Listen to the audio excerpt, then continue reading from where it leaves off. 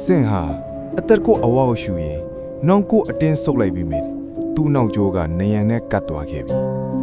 ထမင်းစားပွဲကအမျိုးသမီးကတော့သူ့ရှေ့တိတ်လိုက်မှရပ်နေတယ်သူမရဲ့လက်ထဲကသွေးစွန်းနေတဲ့ပကံထဲမှာထမင်းတွေအစားလူစပင်းတွေနဲ့အယိုးအချို့ကခိနေတာကိုစင်မြင်လိုက်ရတဲ့အခါပြို့အန်ချင်းစိတ်ကိုအောင့်ထားလိုက်ရတယ်ကျွန်တော်ခမရတို့တာမဟုတ်ပါဘူးကျွန်တော်ကိုလွတ်ပြပါလို့စင်ကအိုပြောလိုက်တယ်အဲ့ဒီအချိန်မှာပဲထူးဆန်းတဲ့အတန်တန်ကြားလိုက်ရတယ်အိမ်အပေါ်ထက်ကနေဒုံဒုံ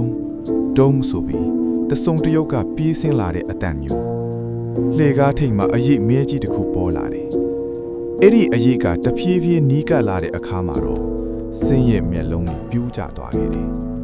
အဲ့ဒါကတော့လွန်ခဲ့တဲ့နှစ်ပေါင်းများစွာက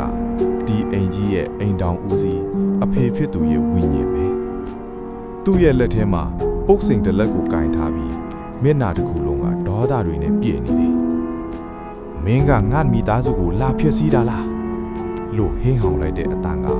အိမ်ကြီးတစ်လုံးလုံးတုန်ခါသွားစေတယ်အမျိုးသမီးဝိညာဉ်ကတော့စင့်ကိုကာကွယ်တယ်လို့မျိုးရှေ့ကနေရက်လိုက်ပြီးဒါကျမတို့သားလေးလေးမမတ်မိဘူးလားလို့ပြန်អော်တယ်စင့်တဘိုးပေါက်သွားပြီဒီမိသားစုဟာမီးလောင်တဲ့ညကအချင်းချင်းတပ်ဖြတ်ရင်တေဆုံးခဲ့ကြတာပဲအမေဖြစ်သူကတားကိုကာကွယ်ခြင်းတယ်